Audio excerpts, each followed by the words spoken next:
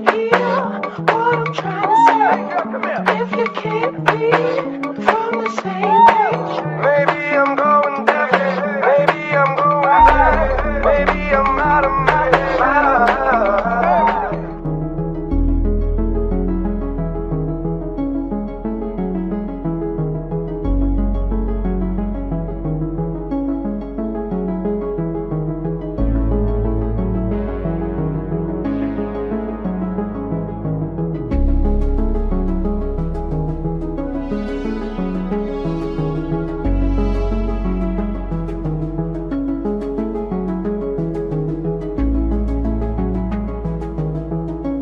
I heard you say in an interview, you realized after the Blurred Lines video came out that at some point, Robin Thicke unfriended you on one of these apps, or he stopped following you. Me, yeah. He blocked you.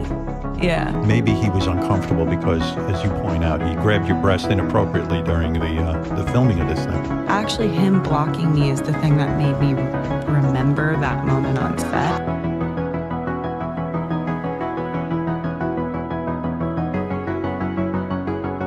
I've said to my girlfriend, I'm like, I feel like I attract the worst because I feel like a lot of men who truly think they want a strong woman actually don't know how to handle it.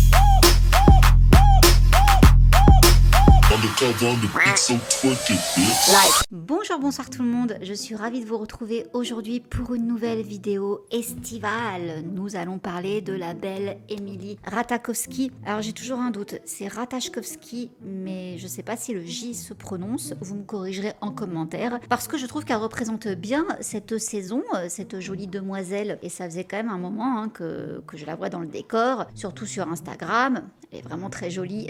Et c'est pas qu'une jolie fille, elle a quand même aussi un discours très sensé. Elle dénonce beaucoup de choses dans son podcast, donc j'avais quand même envie de parler d'elle. Je trouve qu'il était temps. Donc écoutez, j'espère que cette vidéo vous plaira. Et avant de démarrer, comme d'habitude, je vous laisse avec l'autre moi pour vous présenter mon sponsor du jour, CyberGhost VPN. Je vous rappelle, pour ceux qui ne sauraient toujours pas ce qu'est un VPN, qu'il s'agit d'un tunnel sécurisé et privé qui permet de crypter vos données personnelles, également de masquer votre adresse IP. De ce fait, lorsque vous connectez un Wi-Fi public, par exemple dans un café, un aéroport, sachez que vous vous exposez à des piratages. On peut vous voler vos mots de passe, également vos coordonnées bancaires. Donc un VPN permet vraiment de faire barrage à tout ça. Il vous protège des pirates, également des sites malveillants. Donc ça, c'est pour la partie sécurité. Mais il y a également d'autres avantages avec CyberGhost. Vous pouvez aussi avoir accès à du contenu géo-restreint. Il vous suffit d'aller par exemple sur Netflix,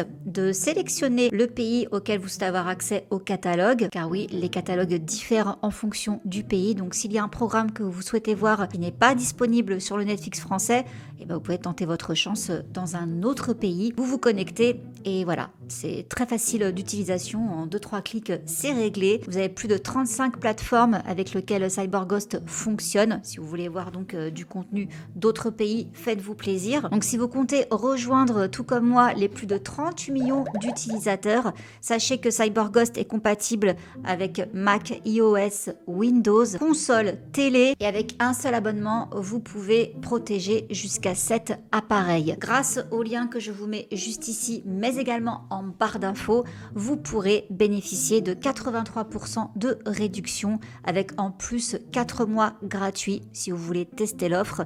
Sachez qu'il y a une assistance disponible 24 heures sur 24 en français. Vous avez 45 jours satisfaits ou remboursés. Sachez que maintenant, depuis le temps que je vous en parle, ça fait 3-4 ans que je m'en sers. Je n'ai jamais eu de problème avec CyberGhost. Donc n'hésitez pas. Alors Emily, chaque été, il y a une fille qui devient la reine d'Instagram. Et cette année, sans surprise, c'est encore Emily Ratajkowski. Bref, photo en bikini, story à la plage, campagne ultra stylée. Mais comme je vous disais, Emily, c'est pas juste un corps parfait sous le soleil. Et depuis quelque temps, donc, elle essaye de casser cette image-là. Elle parle de féminisme, d'indépendance, de pouvoir sur son propre corps. Elle a sorti même un bouquin, lancé un podcast. Bref, c'est une fille qui prend la parole. Mais du coup, la question qu'on pourrait se poser, j'aime bien soulever parfois des petites problématiques, des petites questions. Est-ce qu'Emily est devenue une vraie figure féministe? Oui, parce qu'il y a un débat là-dessus, du coup. Est-ce que tout ça, c'est encore du marketing bien emballé, comme malheureusement On en voit. Bon, on va essayer de répondre à cette question et on va donc parler de son parcours, ses prises de position, également ses contradictions. Et on va essayer de comprendre donc est-ce qu'elle contrôle son image ou est-ce que c'est toujours l'industrie qui la contrôle. Petite question intéressante parce que même elle, vous verrez, elle a un peu perdu parfois. Bref, donc Émilie. Donc pour commencer, Émilie O'Hara Ratajkowski est née le 7 juin 1991 à Londres. Sa mère est enseignante, son père est peintre et professeur d'art et elle a bénéficié d'une éducation internationale. Elle est mannequin et actrice d'origine polonaise et américaine. Elle a également confié avoir des racines irlandaises et avoir passé ses étés en Irlande durant son enfance. Elle dit même qu'elle adore l'Irlande. C'est l'un des plus beaux endroits au monde et j'y ai des liens forts. Mes 2 grands-mères sont irlandaise. Elle avait confié à Vogue Italia se définir comme une simple londonienne ayant grandi en Californie. Donc effectivement, comme je vous dis, elle est née au Royaume-Uni de parents américains. Et elle a passé ses premières années à Londres, puis elle a déménagé aux States où elle a passé le reste de son enfance à San Diego. Et bien qu'Emily ait des racines partout dans le monde, elle affirme que l'Amérique est le pays qu'elle considère comme son véritable foyer. Et comme le raconte sa mère Cathy, le médecin qui l'a accouchée a brandi le bébé parfait en s'exclamant « Regardez-la, elle est magnifique ».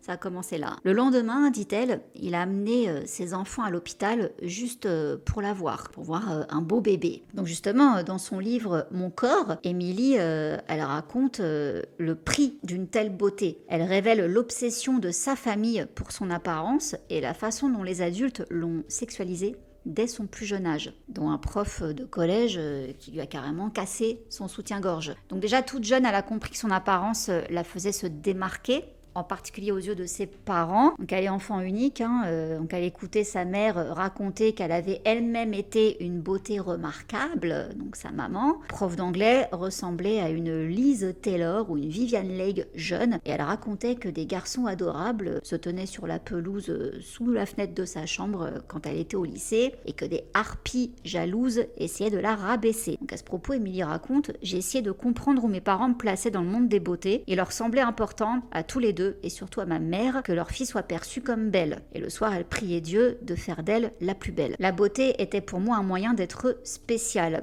C'est lorsque j'étais spéciale que je ressentais le plus l'amour de mes parents. » Forcément, si déjà sa mère lui racontait qu'elle-même, très jeune, elle était belle, tout le monde en pouvait plus d'elle, bon, elle a dû faire un transfert sur sa fille, quoi. Donc dès l'âge de 5 ans, Émilie est attirée par le théâtre. En parallèle, elle s'essaye au football, également à la danse, et elle dit « Je viens d'une famille d'artistes, ma mère est prof de littérature anglaise, et également un excellent écrivain, tandis que mon père est peintre. Alors peut-être que oui, j'avais ça dans le sang. » Et la première fois qu'un agent l'approche, elle est préadolescente, elle fait la queue à la caisse d'un supermarché et elle sentait que le mannequinat plairait à ses parents, forcément. Donc ils l'ont conduite à des castings, comme la plupart des parents conduiraient leurs enfants au match. Et son père a affiché sa première photo de mannequin avec ses mensurations, plus encore d'autres photos, dans sa classe, vu qu'il était prof de peinture, etc. Et ils ont même publié son book, ses photos, sur Facebook. Donc lors de sa première audition de mannequin, Émilie se souvient que sa mère lui avait de nouveau fait remarquer l'intérêt d'un homme pour son physique,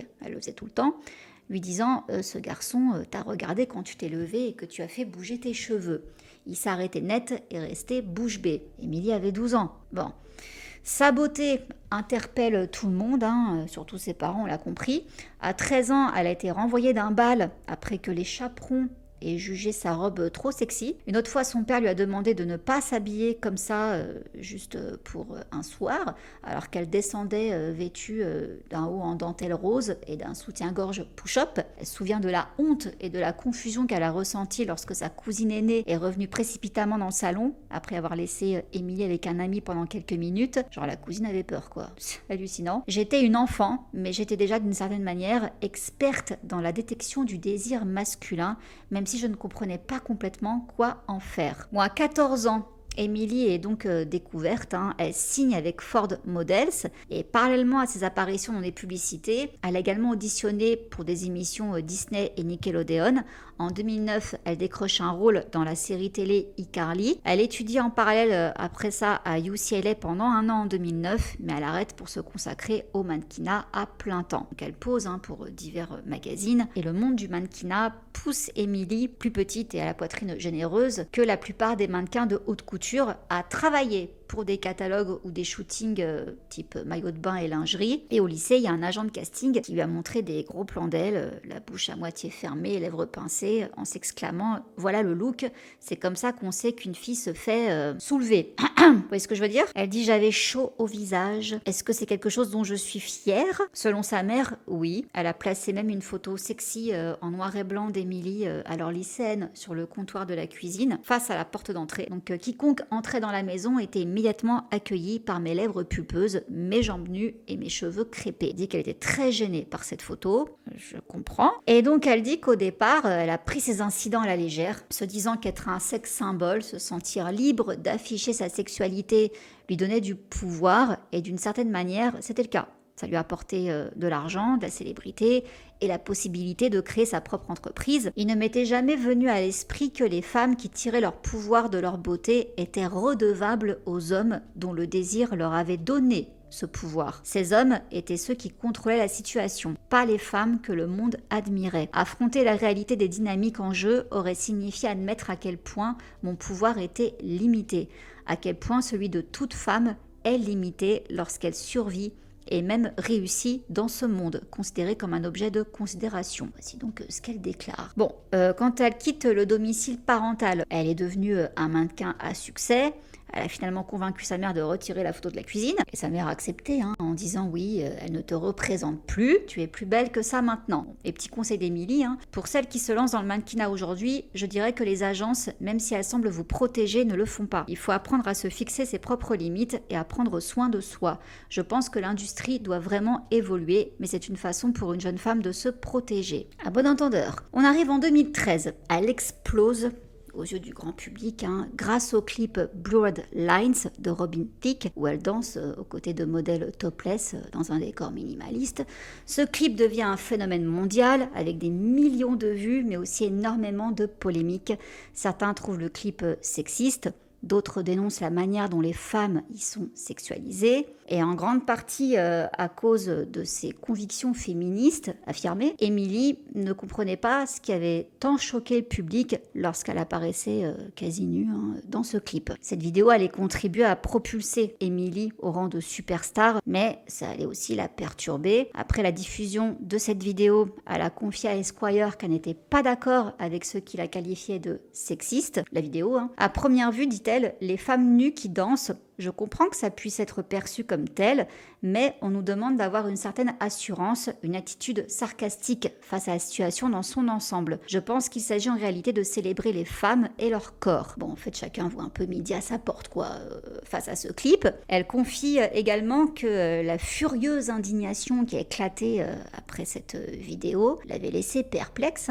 La nudité, selon elle, n'est pas quelque chose qui devrait offenser les gens. Elle est devenue en tout cas l'incarnation du fantasme pop à cette époque-là, une image hyper sexualisée qui a beaucoup fait parler, pour le meilleur et pour le pire, du coup. Et c'est pas tout, elle décrit même une agression présumée de Robin Thicke sur sa personne, donc lors du tournage de ce clip. Elle dit soudain, comme par magie, je sens la fraîcheur et l'étrangeté des mains d'un inconnu qui entourait mes seins nus par derrière. Je me suis instinctivement éloignée, regardant Robin. Il a esquissé un sourire niais et a reculé, les yeux cachés par ses lunettes de soleil. J'ai tourné la tête au-delà du plateau. Elle a regardé ailleurs. Donc elle dit qu'à l'époque, elle avait désespérément cherché à minimiser l'incident, mais plus tard, elle a confié à People qu'elle n'avait pas fait part des allégations plutôt par crainte des conséquences sur sa carrière. J'étais un mannequin inconnu et si j'avais osé m'exprimer ou me plaindre, je ne serais pas là où je suis aujourd'hui. Je ne serais pas célèbre. Bon, elle a également exprimé sa frustration face à la révélation de l'incident avant la sortie de son livre. Elle dit « Ça a été difficile pour moi, j'aime vraiment avoir le contrôle de mon image et j'ai écrit ce recueil d'essais pour partager toute l'histoire et toutes ses facettes. » On va en reparler de ce livre. Bon, jusqu'à présent, Robin Thicke n'a jamais commenté publiquement ces allégations. Robin Thicke unfriended you on one of these apps, or he stopped following you. Me, yeah. He blocked you. Yeah. And I heard your theory about it. You said maybe he was uncomfortable because, as you point out, he grabbed your breast inappropriately during the filming of this thing. I don't think that's it. I think he blocked you because you now are more famous than him from his song. You could say that video with its 17 billion views is all due to you and he can't fucking stand it. What do you think of that? I think that could be right. You know, it's actually him blocking me is the thing that made me remember that moment on set, because I was kind of trying to think like, what have I said in the press that would piss him off? What, you know, like, why would he have blocked me? No, I mean, one of the things that I felt on set, one of the kind of, and I write about it in the book, is, you know, we were having a really good time. I had a great time on that set, and he came onto set and, I felt like he was annoyed that he wasn't getting more attention. This was kind of his big moment. You know, Pharrell, T.I. were in this video, but it was his song. And I remember him kind of feeling, I don't know, like a little bit like, hey, what about me? And that's when that moment happened. Bon, après ce clip, l'industrie ne la lâche plus. Elle enchaîne les campagnes de pub, les shootings photos pour des magazines prestigieux, les apparitions sur les tapis rouges. Et l'année suivante, 1 an plus tard, elle partage l'affiche avec Ben Affleck dans le film Gone Girl. Après ça, elle commence à décrocher des contrats réguliers au cinéma. Et si la carrière d'actrice d'Emily n'a pas été aussi solidement établie que celle de mannequin, la transition des podiums au ciné n'a pas été aussi brutale qu'on aurait pu le croire. Elle avait déjà fait quelques petits rôles, des courts-métrages, dont Andrew's Alteration en 2004. Et ça, c'était quand même un projet qu'elle avait en tête. Et c'est le mannequinat qui a ouvert les portes vers sa véritable passion. J'ai commencé à jouer avant même de m'intéresser au mannequinat, confie-t-elle. En grandissant, j'étais une vraie passionnée de théâtre. Je ne vivais que pour le théâtre. Et puis, comme quelqu'un l'a dit à mes parents, elle devrait essayer plutôt le mannequinat. C'est un bon moyen de se faire une place. J'ai fini par partir à Los Angeles et signer dans une agence. Le mannequinat a décollé en premier. Donc comme je vous disais, elle avait commencé ses études à UCLA, les arts visuels. Et à ce propos, elle dit « J'ai souvent pensé à changer de voie ou à abandonner. J'ai complètement arrêté le mannequinat à l'université, pensant devenir artiste. Puis j'ai arrêté et je me suis lancée dans le mannequinat à plein temps. Puis, je me suis lancée dans le métier d'actrice. J'ai l'impression d'évoluer constamment. Je pense que le plus gros obstacle de ma carrière a été la transition et les choses inattendues que les gens attendaient. Mais je pense qu'il faut simplement aller de l'avant, faire ce qu'on a à faire et être soi-même. Donc effectivement, elle a des centres d'intérêt très vastes et variés. Elle préfère décrire ses changements comme une façon de ne pas abandonner, mais juste de se recentrer. Bon, elle s'éclate sur Instagram, elle poste des photos ultra sexy, ça attire des millions de followers. Mais cette image-là, ce fantasme un peu figé, elle va finir par vouloir le déconstruire. Et elle le dit souvent dans des interviews. J'ai longtemps été une image qu'on m'avait collée dessus. C'était cool au début, mais je me suis rendu compte que ça devenait un piège. Elle déclarait ça en 2017. Donc bien qu'elle a toujours été associée au clip ultra sexy Blue Headlines, elle a raconté plusieurs fois que sur le tournage, elle ne se sentait pas toujours à l'aise et que la façon dont le clip a été utilisé a dépassé son contrôle. Et ça, elle en a parlé en 2017. Elle dit « C'est étrange de voir comment cette vidéo est devenue un symbole de ce que je déteste parfois dans l'industrie. » Donc elle a quand même évolué, parce qu'à l'époque, elle ne voyait pas où était le mal. « Le corps des femmes, dit-elle, est utilisé comme monnaie d'échange, un produit. J'ai voulu écrire « My body », mon corps, pour raconter ce que ça fait de vivre dans cette contradiction. » Donc elle vend cette image sexy, ce fantasme, mais maintenant, depuis quelques années, elle veut reprendre la main. C'est un peu comme si tu vendais une maison et que tu voulais garder les clés. En fait, si je peux vous l'imager comme ça. Et elle a quand même continué son petit bonhomme de chemin. Elle a joué dans des films, We Are Your Friends en 2015 avec Zac Efron, film qui parle d'ailleurs pas mal de la jeunesse, des rêves et des déceptions. J'ai bien aimé ce film-là. Elle obtient aussi un rôle pour le film Welcome Home aux côtés d'Aaron Paul et aussi dans la série Bright Future. Et en tant que mannequin, en mars 2017, elle était devenue le visage de DKNY Intimates, également de la marque DL 1961 Jeans, je vous l'ai fait en français, ainsi que la marque The Fry Company compagnie. En 2018, elle lance une campagne de mode avec Inès and Vinood comme nouvelle ambassadrice pour la marque Kerastase et elle décroche sa première campagne de parfum comme visage de la ligne du parfum féminin de Paco Rabanne. Ensuite, elle retourne au cinéma, donc elle alterne vraiment les deux. Dans I Feel Pretty, en 2018, une comédie avec Amy Schumer. J'adore ce film. Il est trop bien, regardez-le, il est sur Netflix. Très beau message sur le rapport de l'image et du corps. Et d'ailleurs, même année 2018, avec Amy Schumer, qui est devenue son amie, elles sont arrêtées alors qu'elle manifestait contre Brett Kavanaugh, candidat à la Cour suprême, accusé d'agression par 3 femmes. Sa carrière et le fait qu'elle expose son physique ne la rendent pas moins féministe, on peut le voir donc, et elle en a assez justement que le féminisme soit contrôlé. L'idée même du féminisme, c'est la libération et le droit de faire ce qu'on veut, déclare-t-elle. Et elle ajoute que l'autonomisation est essentielle, nous sommes tous imprégnés de ces tendances patriarcales misogynes et délirantes, mais si une femme se sent encore forte, malgré les influences négatives dans sa vie, nous ne devrions jamais la rejeter. Elle lance en parallèle sa propre marque Innamorata et c'est un vrai projet qui lui tient à cœur. Pour Emily, ça veut dire amoureuse, Innamorata en italien, et c'est aussi une déclaration d'amour à son corps et à celui des femmes. Donc avec cette marque, elle veut offrir des pièces qui célèbrent la féminité, la confiance en soi et surtout la liberté de s'habiller comme on veut, sans tabou, sans diktat.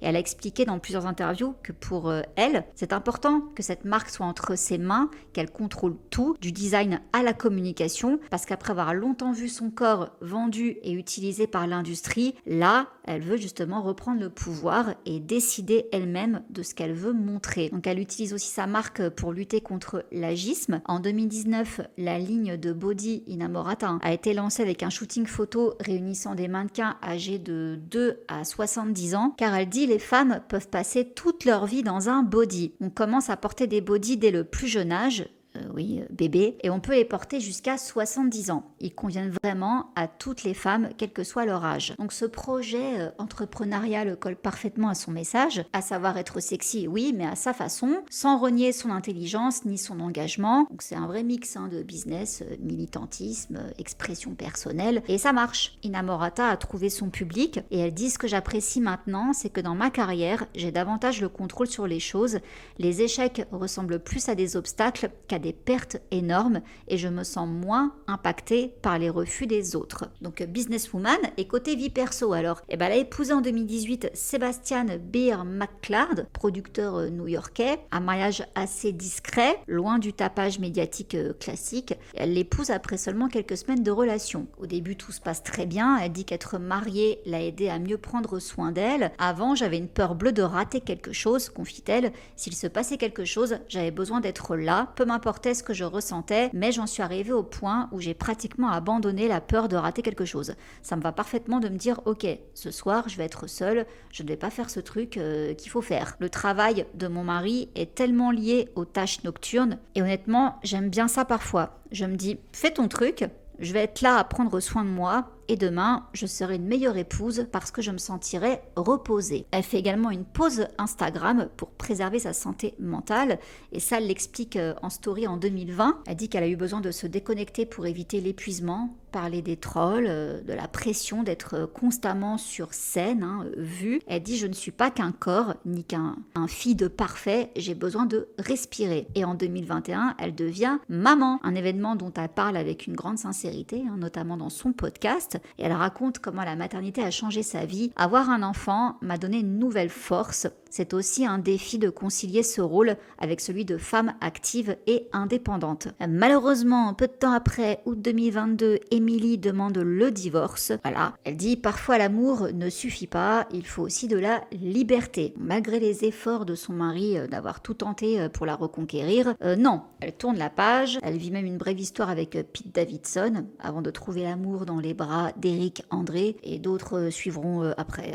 J'ai pas tenu le compte, il n'y a rien de très fixe. Et elle avoue qu'elle n'avait pas le courage de partir. Sa relation, finalement, c'était pas si beau que ça. Dans le podcast Going Mental, elle s'est confiée justement sur la fin de son mariage, avouant avoir vécu une période très difficile. Je n'ai pas eu le courage de partir pendant très longtemps. J'étais vraiment malheureuse et je pesais 45 kilos. Je venais juste d'accoucher, j'étais très mince car je n'allais pas bien. J'ai tout essayé. J'ai pris des antidépresseurs, je me disais que quelque chose n'allait pas chez moi. J'étais une personne qui était à un point de non-retour.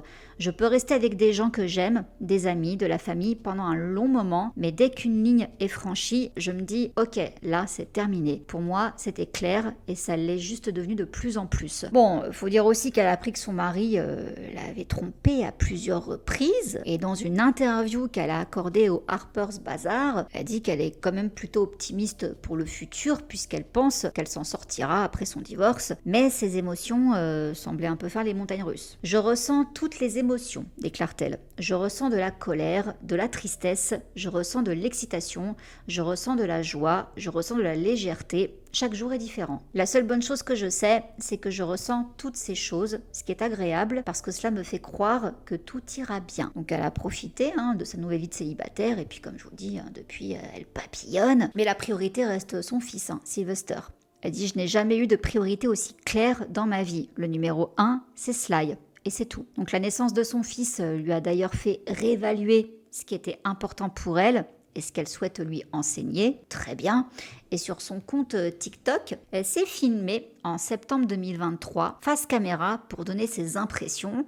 Elle est assez directe, Elle dit « Il semblerait que de nombreuses jeunes filles divorcent avant d'avoir 30 ans. Et en tant que personne qui s'est mariée à 26 ans et qui est séparée depuis environ plus d'un an, à 32 ans, je dois vous dire que je pense qu'il n'y a rien de mieux. Il n'y a rien de mieux que d'être dans la trentaine, d'être toujours sexy, d'avoir son propre argent, de déterminer ce que l'on veut faire de sa vie, d'avoir essayé ce fantasme du mariage et de réaliser que ce n'est pas aussi cool que ce qu'on prétend. Et puis, tu as encore toute la vie devant toi. À toutes les personnes stressées à l'idée d'être divorcées, c'est bien, félicitations. Tant mieux, de toute façon, vaut mieux le prendre comme ça. Et oui, c'est encore jeune, elle a encore toute la vie devant elle. Et donc, dans son podcast High Low with Emrata, qu'elle lance en 2018, elle débat souvent sur des thèmes, donc le pouvoir, le genre, la sexualité, le double standard, la complexité d'être une femme dans ce milieu où tout est scruté. Et au-delà du fait de dénoncer, elle réfléchit aussi à comment reprendre le contrôle sur sa propre image, sur son corps, toujours ce débat qui revient. Et c'est un combat permanent, parfois douloureux, mais qui fait d'elle justement une figure complexe,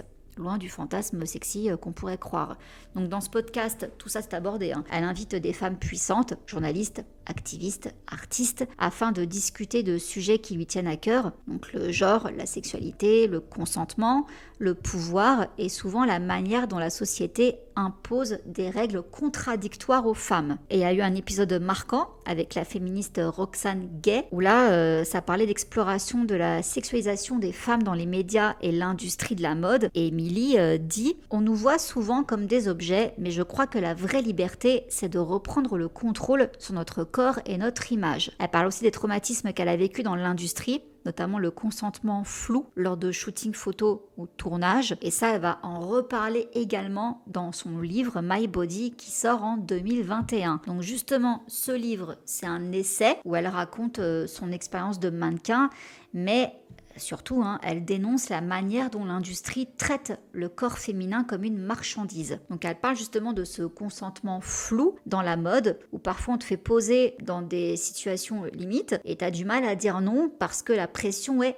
énorme. Elle raconte aussi ses propres traumatismes, comment elle a été victime de harcèlement, mais aussi comment elle a été objectifiée par des pros censés la protéger, d'où le petit red flag qu'elle donne aux jeunes qui veulent se lancer dans le mannequinat. Et dans une interview au New York Times, elle explique « On dit souvent que j'ai choisi de montrer mon corps, mais c'est plus compliqué que ça. Souvent, tu n'as pas le luxe du choix. L'industrie te pousse et te manipule. » Donc elle déclare avoir initialement pensé que sa beauté lui donnait du pouvoir, et elle écrit avoir finalement réalisé que les femmes qui tiraient leur pouvoir de leur beauté étaient redevables aux hommes dont le désir leur avait conféré ce pouvoir. C'est pas bête, Ces hommes étaient ceux qui contrôlaient la situation, dit-elle, et non les femmes que le monde admirait. Et donc elle reconnaît que si elle avait dû faire face à la réalité des dynamiques en jeu, ça aurait signifié admettre à quel point son pouvoir était limité, à quel point le pouvoir de toute femme est limité lorsqu'elle survit et même réussit dans le monde en tant qu'objet de regard. Donc dans ce livre, elle dénonce aussi le fait que son intelligence est souvent sous-estimée sous-estimée, simplement parce qu'elle est belle, un peu comme si la beauté annihilait la capacité à réfléchir.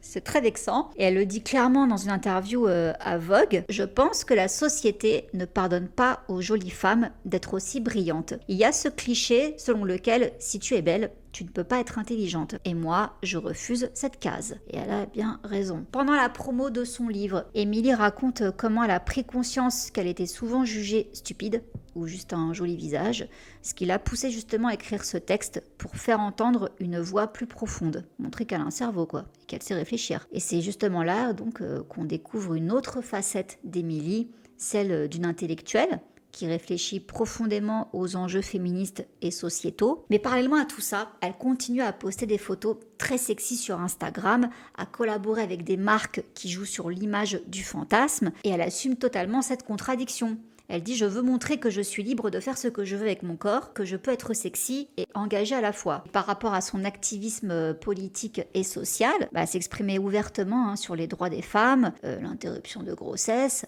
Black Lives Matter. Elle a même signé une lettre ouverte dénonçant le harcèlement S dans l'industrie. Donc au final, c'est un beau mélange, Émilie, entre icône sexy, intellectuelle engagée, actrice, maman. Elle est assez complexe et fascinante quand même. Elle incarne à la fois les contradictions et les défis que rencontrent beaucoup de femmes aujourd'hui, qui doivent jongler entre image publique, désir de contrôle et revendications féministes. Donc la conclusion, pour répondre à la question du début, Émilie c'est un bon paradoxe vivant. Donc elle est à la fois l'icône ultra sexy, un reine des bikinis Instagram, la Summer Queen, mais elle a aussi une voix qui dénonce avec force les dérives de l'industrie et les limites du consentement. Et en parallèle, elle continue de parler ouvertement de sa maternité et comment ça bouleverse son rapport à son corps. Et elle insiste sur le fait que la maternité ne doit pas effacer la sexualité ou la liberté de la femme, bien au contraire. Être maman, dit-elle, c'est incroyable, mais ça ne fait pas de moi quelqu'un d'autre. Je suis toujours une femme avec mes désirs, mes forces, mes contradictions. Et ces contradictions, c'est justement ce qui fait la richesse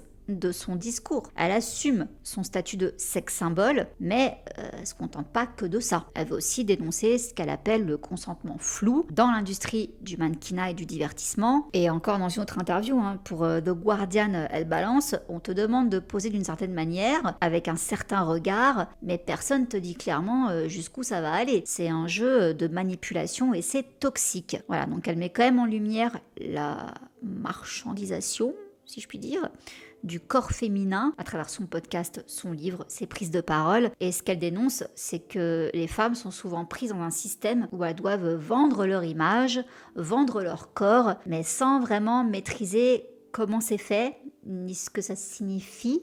Et elle dit c'est une industrie qui te prend tout, puis te juge pour ce que tu as donné. C'est fort de café quand même, en effet. Donc pour elle, reprendre le contrôle, c'est un combat de tous les jours. Et du coup, la question qu'on peut se poser, c'est est-ce que c'est possible de critiquer l'industrie tout en participant à ses codes? Bon, Emilia répond cash.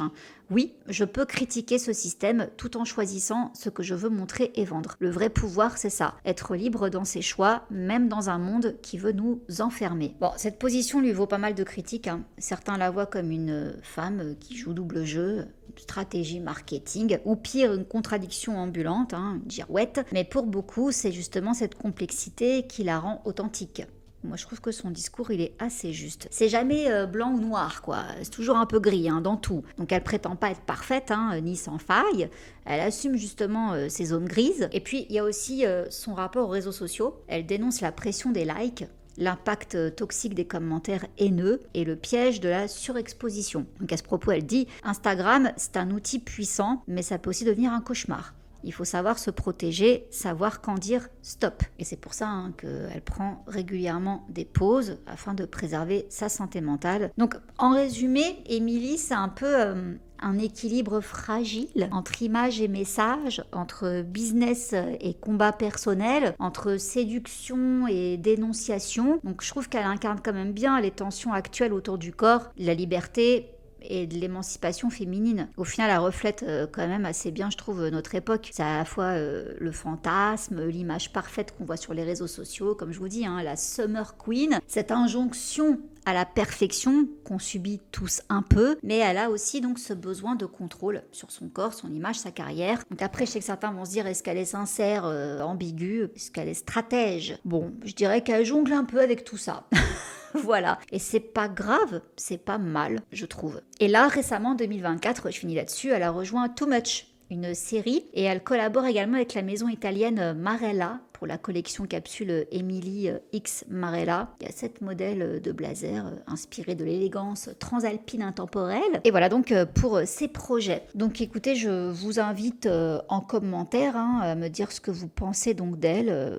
Pensez-vous que, comme certains disent, c'est une hypocrite? Moi, j'ai un avis beaucoup plus gentil sur tout ça. Je pense que elle tape vraiment pile là où il faut. Je pense qu'elle est parfaitement consciente de ses contradictions. On peut toujours se dire oui, j'ai le pouvoir, je fais ce que je veux de mon image, etc. Mais au final, c'est toujours un peu le regard des autres, hommes et femmes, qui va nous donner un pouvoir de séduction. Au final, s'il y a personne pour nous trouver séduisantes, ça devient compliqué du coup de vendre son image, de savoir ce qu'on dégage. Vous voyez ce que je veux dire? Donc je trouve qu'elle a la bonne approche dans ce qu'elle dit. Je sais pas si je me suis bien exprimée, j'ai très chaud. Dans ma tête c'est très clair, j'espère que pour vous aussi ça l'était. Écoutez, je vous laisse là. Je vous fais des gros bisous. Je vous retrouve très vite avec, j'espère, moins de chaleur. Et je remercie également CyberGhost d'avoir sponsorisé cette vidéo. Je vous remets le lien ici, mais vous le retrouverez également en barre d'infos et en commentaire épinglé pour profiter des 83% de réduction et des 4 mois en plus offerts. L'abonnement vous reviendra donc à 2 €. Profitez-en pour au moins tester. Je vous fais plein de bisous et je vous dis à très vite. Mouah. Bisous, ciao. Undercover on the beat, so twerk it, bitch. Like.